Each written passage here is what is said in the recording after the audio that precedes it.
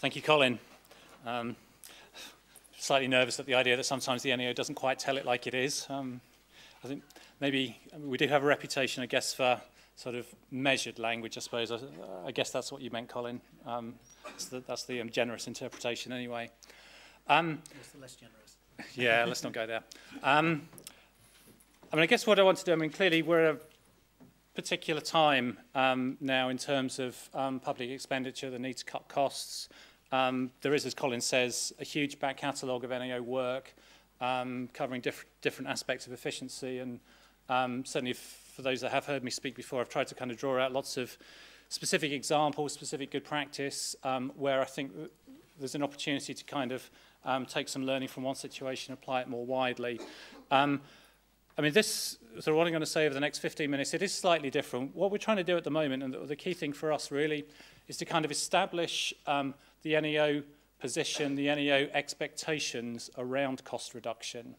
And that's really based on a set of principles, a set of kind of, you could characterize it as more abstract good practice criteria, which are the kind of things that we will be looking for that as we review cost reduction programs across government, in individual departments, wherever it falls, to set out the kind of expectations that we might have, the kind of perspective that we might take on those as auditors. So that's very much the perspective that I'm trying to take here.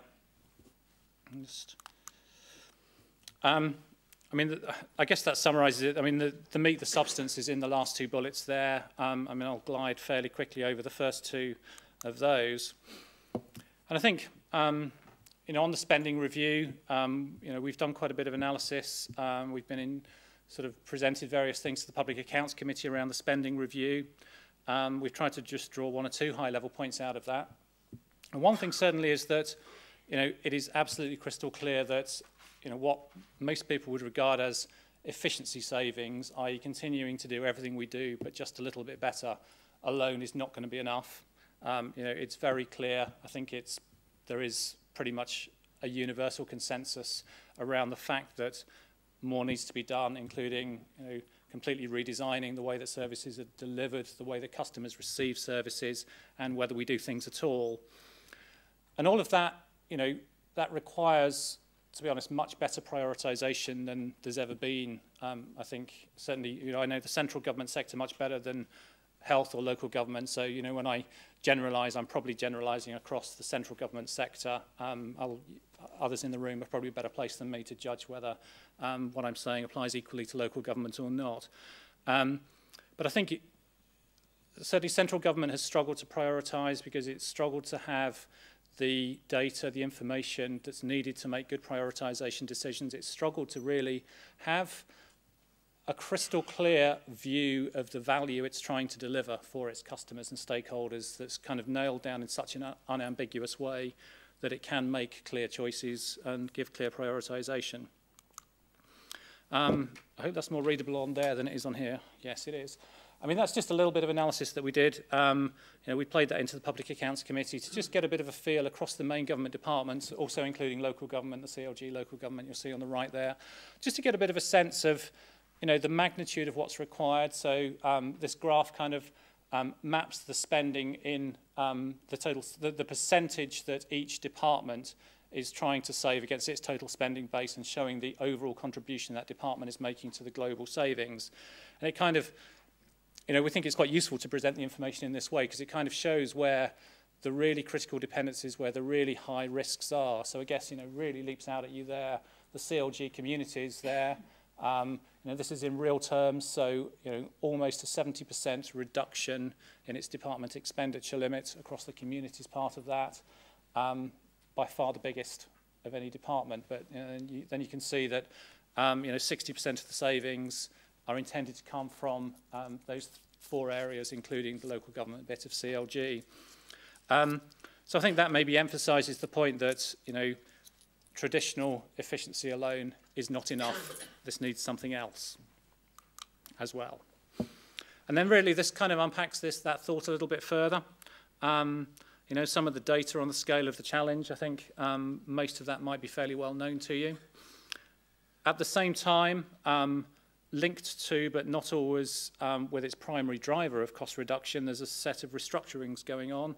In the central government space, you know, there's restructurings around the Treasury and the Cabinet Office and the role of the Efficiency and Reform Group, fundamental restructuring of the way that health services are delivered.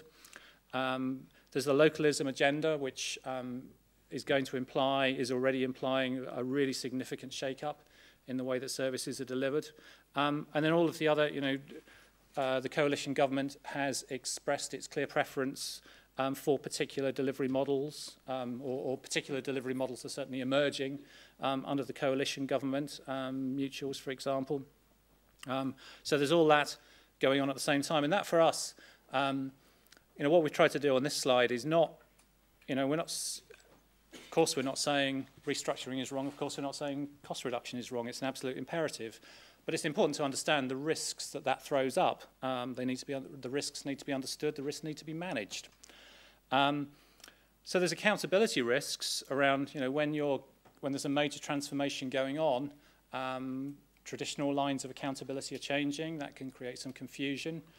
Maybe some things fall between the gaps, maybe it's not clear who's responsible, who's accountable for particular aspects of service delivery. It's a risk. Service quality, I think, is a well-known and well-understood risk. And at any time when there's a period of cuts, obviously there are risks to service quality, and those have to be managed as effectively as they can be.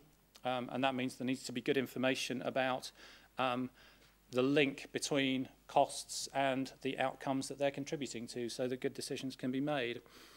Accessibility is an issue. I mean, you know, maybe that comes to life best around something like channel shift. You know, if it's cheaper to get customers to engage with you online and online only, okay, fine, but can everybody access that? There's risks around short-termism.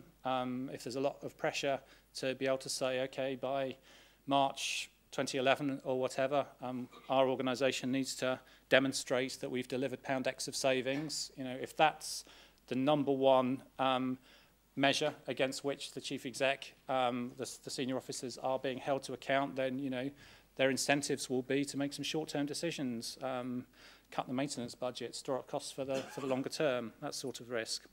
And then equity risks around, you know, if there are perceptions that particular services should be delivered relatively equitably across the country, well, you know, that may become harder against this backdrop.